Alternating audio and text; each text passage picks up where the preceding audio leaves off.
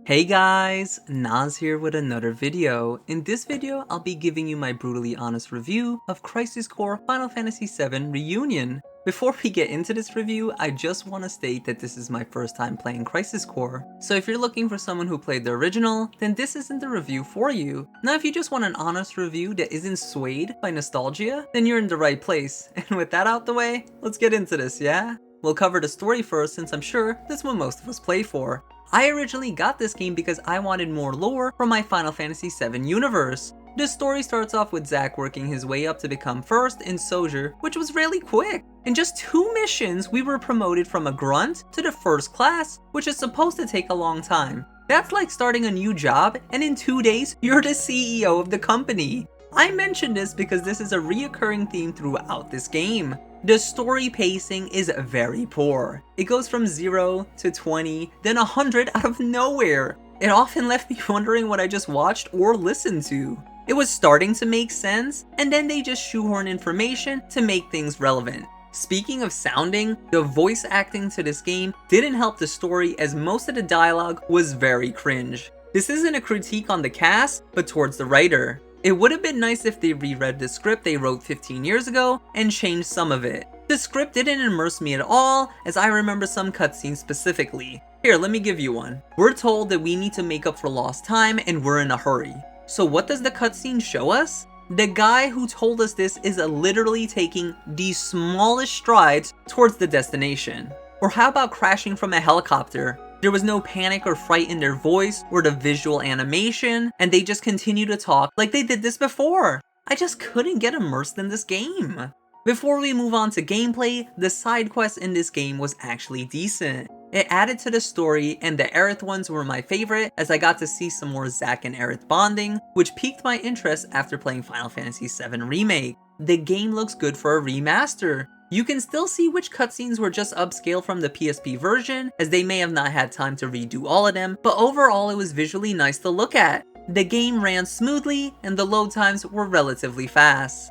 Now let's go over gameplay. As someone who mostly cares for gameplay, this time I wasn't expecting anything crazy as I was just here for the story, but I didn't expect this. There's no patterns to learn for each enemy, as they have a pool of 3 to 6 moves, from trash to boss respectively. These attacks can be used in any order, including back to back. This isn't an issue if it was done consistently. Unfortunately, no 2 encounters are the same, as the enemy just does what it wants. This was very frustrating as combat led to doing one attack, then dodge rolling, and then attacking again when you got your opening, and rinse and repeat until they die. It felt more like a Souls game with how hard the enemies hit you, and how very little openings were given. I played on hard mode, so perhaps this was just bad balancing on the team?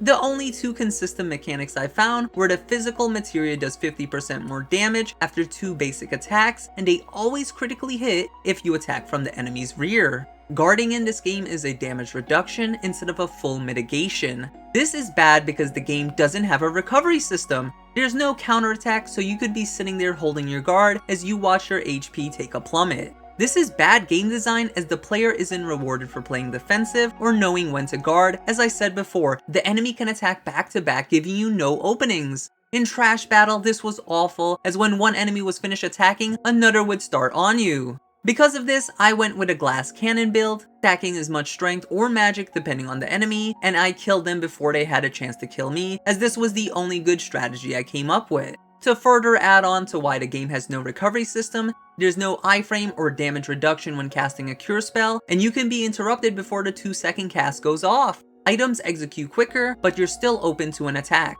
You do however get iframes in a small window when evading, but there's a decent recover animation where you're open to being hit as you can't move afterwards. I was completely fine with this, but I thought it was worth mentioning for anyone who wanted to know. Now for the core RPG mechanic. On the top left, you may have noticed the slot machine. That's how leveling is done in this game. Your materia and level is tied to RNG. Sounds fun, right? I spent 10 hours with a level 4 jump and it didn't level up once. Level 5 is the cap and I just couldn't reach it. This system was so poorly implemented as it shuns players from experimenting with new materials they receive. This led me to only using a handful to get through the game. If you roll the same image, then you can use their limit break, which was cool seeing all of them. If you roll specific numbers in certain slots, then you get buffs. This was totally fine as I didn't rely on them and it was just something nice to have. A system I didn't use to the fullest was materia fusing. You can fuse two materias to make a new one. This reminds me of Birth by Sleep's melding system, which I enjoyed a lot. The reason I didn't utilize this as much as I should have, because the leveling system was tied to RNG, and the tooltip was very vague. Almost all skills of the same category had the same tooltip, which wasn't helpful.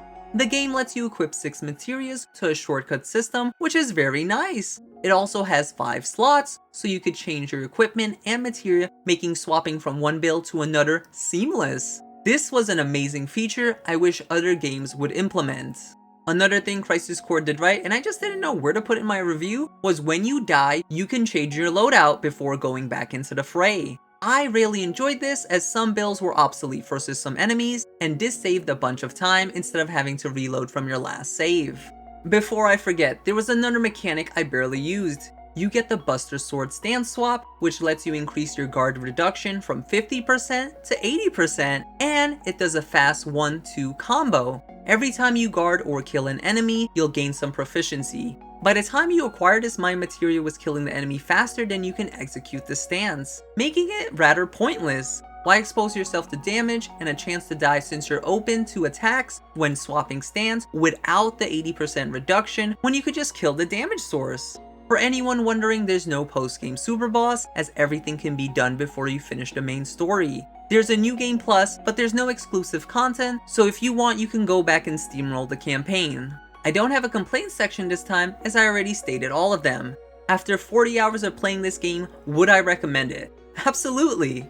Not for this price tag! This game is not worth the $50. The cringe dialogue, to insanely fast-paced storytelling, to a very badly designed combat system, doesn't warrant it. Please wait for a sale if you want to experience this game, as Crisis Core gets a 6 out of 10. Don't forget, if this video brought value to you, please leave a like and consider subscribing to see more, as I play a wide array of RPG games and I break them down just like this. Until the next video, I'll see ya!